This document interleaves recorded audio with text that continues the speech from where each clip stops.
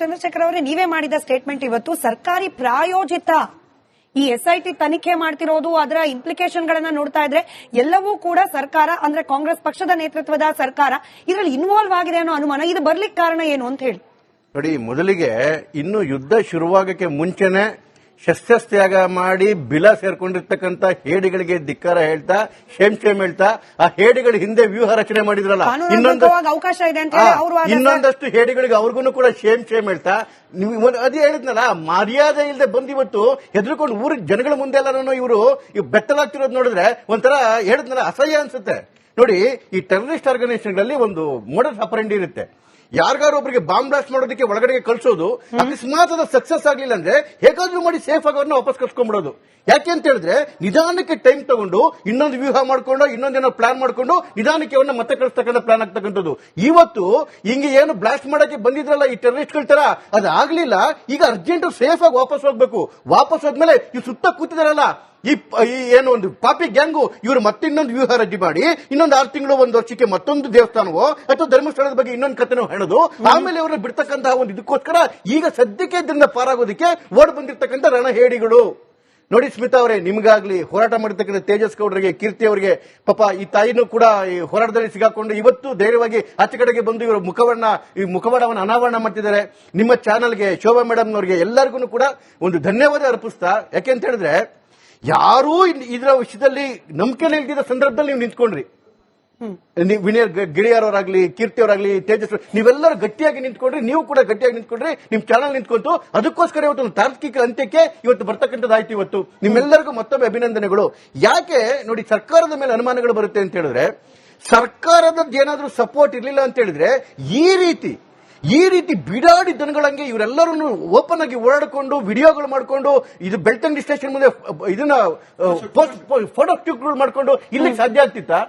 ಯಾವುದೋ ಒಬ್ರು ರಮ್ಯನ್ ಕೆಟ್ಟ ಮಾತಾಡಿದ್ರು ಅಂತೇಳಿ 12 ಜನ 12 ಗಂಟೆ ಒಳಗಡೆಗೆ ಬಂಧಿಸ್ತಾರೆ. ಯಾರೋ RSS ಬಗ್ಗೆ ಇವನ ಪ್ರಿಯಾಂಕರ್ಗೆ ಫೋನ್ ಮಾಡಿದ್ರು ಅಂತೇಳಿ ಅವ್ನ IP ಅಡ್ರೆಸ್ ಹುಡುಕೊಂಡು ಅವ್ರ ಫೋನ್ ಟವರ್ ಹುಡುಕೊಂಡು ಅಲ್ಲಿಂದ ಎತ್ಕೊಂಡ್ ಬರ್ತಾರೆ.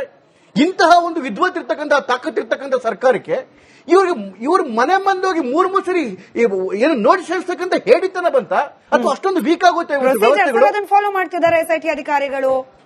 ಅರೆಸ್ಟ್ ಮಾಡಲೇಬೇಕು.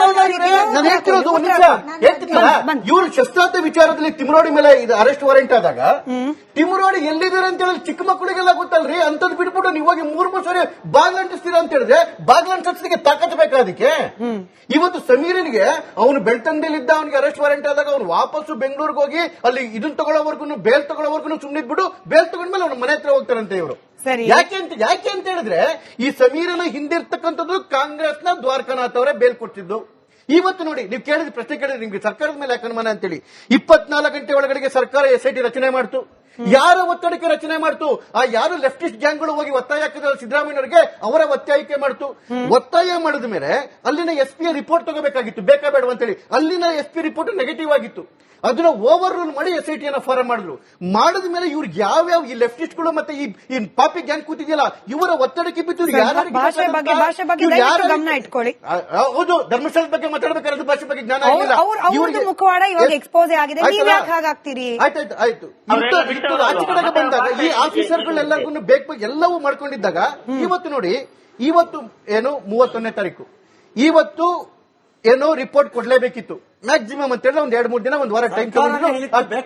ಸರ್ಕಾರವೇ ಅದನ್ನ ರಿಪೋರ್ಟ್ ಕೊಟ್ಟಿರ್ಲಿಲ್ಲ, ಅಫಿಷಿಯಲ್ ಒಂದು ವಿಷಯ ಬಂದಿರಲಿಲ್ಲ. ಹಾಗಾಗಿ ಸಿದ್ದರಾಮಯ್ಯರೇ ಹೇಳಿ, ಪರಮೇಶ್ವರ ಹೇಳಿ ಇವತ್ತು ಬಂದೇ ಬರುತ್ತೆ ಈ ಮಂತ್ ಎಂಡ್ ಒಳಗಡೆ ಅಂತ ಹೇಳಿದ ಮೇಲೆ ಅದು ಕೊಡಬೇಕಾದಂತ ಸಂದರ್ಭದಲ್ಲಿ ನಿನ್ನೆ ಅದೇ ದಿವಸ ಇದ್ದಕ್ಕಿದ್ದಂಗೆನೆ ಅವ್ರು ಹೋಗಿ ಹೈಕೋರ್ಟ್ ಹೋಗ್ತಾರೆ, ಕಂಪ್ಲೇಂಟ್ ಹೈಕೋರ್ಟ್ ಹಾಕಿ. ಚಂದ್ರಶೇಖರ್ ಅವರೇ, ನೀವೇ ಮಾಡಿದ ಸ್ಟೇಟ್ಮೆಂಟ್ ಇವತ್ತು ಸರ್ಕಾರಿ ಪ್ರಾಯೋಜಿತ ಈ SIT ತನಿಖೆ ಮಾಡ್ತಿರೋದು, ಅದರ ಇಂಪ್ಲಿಕೇಶನ್ ಗಳನ್ನ ನೋಡ್ತಾ ಇದ್ರೆ ಎಲ್ಲವೂ ಕೂಡ ಸರ್ಕಾರ ಅಂದ್ರೆ ಕಾಂಗ್ರೆಸ್ ಪಕ್ಷದ ನೇತೃತ್ವದ ಸರ್ಕಾರ ಇದರಲ್ಲಿ ಇನ್ವಾಲ್ವ್ ಆಗಿದೆ ಅನ್ನೋ ಅನುಮಾನ. ಇದು ಬರ್ಲಿಕ್ಕೆ ಕಾರಣ ಏನು ಅಂತ ಹೇಳಿ ನೋಡಿ. ಮೊದಲಿಗೆ ಇನ್ನು ಯುದ್ಧ ಶುರುವಾಗಕ್ಕೆ ಮುಂಚೆನೆ ಶಸ್ತ್ರತ್ಯಾಗ ಮಾಡಿ ಬಿಲ ಸೇರ್ಕೊಂಡಿರ್ತಕ್ಕಂಥ ಹೇಡಿಗಳಿಗೆ ಧಿಕ್ಕಾರ ಹೇಳ್ತಾ ಶೇಮ್ ಹೇಳ್ತಾ ಆ ಹೇಡಿಗಳ ಹಿಂದೆ ವ್ಯೂಹ ರಚನೆ ಮಾಡಿದ್ರಲ್ಲ, ಅವಕಾಶ ಇದೆ ಅಂತ ಹೇಳಿ ಇನ್ನೊಂದಷ್ಟು ಹೇಡಿಗಳಿಗೆ ಅವ್ರಿಗೂ ಕೂಡ ಶೇಮ್ ಹೇಳ್ತಾ ನೀವು ಅದೇ ಹೇಳಿದ್ನಲ್ಲ, ಮರ್ಯಾದೆ ಇಲ್ಲದೆ ಬಂದು ಇವತ್ತು ಹೆದರ್ಕೊಂಡು ಊರಿಗೆ ಜನಗಳ ಮುಂದೆ ಎಲ್ಲ ಇವರು ಬೆತ್ತಲಾಗ್ತಿರೋದು ನೋಡಿದ್ರೆ ಒಂಥರ ಹೇಳಿದ್ನಲ್ಲ ಅಸಹ್ಯ ಅನ್ಸುತ್ತೆ. ನೋಡಿ, ಈ ಟೆರರಿಸ್ಟ್ ಆರ್ಗನೈಸೇಷನ್ಗಳಲ್ಲಿ ಒಂದು ಮೋಡಸ್ ಆಪರೆಂಡಿ ಇರುತ್ತೆ. ಯಾರಿಗಾರು ಒಬ್ಬರಿಗೆ ಬಾಂಬ್ ಬ್ಲಾಸ್ಟ್ ಮಾಡೋದಕ್ಕೆ ಒಳಗಡೆ ಕಳ್ಸೋದು, ಅಕಸ್ಮಾತ್ ಅದ ಸಕ್ಸಸ್ ಆಗ್ಲಿಲ್ಲ ಅಂದ್ರೆ ಹೇಗಾದ್ರೂ ಮಾಡಿ ಸೇಫ್ ಆಗಿ ಅವ್ರನ್ನ ವಾಪಸ್ ಕಳ್ಸ್ಕೊಂಡ್ಬಿಡೋದು. ಯಾಕೆ ಅಂತ ಹೇಳಿದ್ರೆ ನಿಧಾನಕ್ಕೆ ಟೈಮ್ ತಗೊಂಡು ಇನ್ನೊಂದು ವ್ಯೂಹ ಮಾಡ್ಕೊಂಡು ಇನ್ನೊಂದೇನೋ ಪ್ಲಾನ್ ಮಾಡ್ಕೊಂಡು ನಿಧಾನಕ್ಕೆ ಅವನ್ನ ಮತ್ತೆ ಕಳಿಸ್ತಕ್ಕಂಥ ಪ್ಲಾನ್ ಆಗ್ತಕ್ಕಂಥದ್ದು. ಇವತ್ತು ಹಿಂಗೆ ಏನು ಬ್ಲಾಸ್ಟ್ ಮಾಡಕ್ಕೆ ಬಂದಿದ್ರಲ್ಲ ಈ ಟೆರರಿಸ್ಟ್ಗಳ ತರ, ಅದಾಗ್ಲಿಲ್ಲ. ಈಗ ಅರ್ಜೆಂಟ್ ಸೇಫ್ ಆಗಿ ವಾಪಸ್ ಹೋಗ್ಬೇಕು.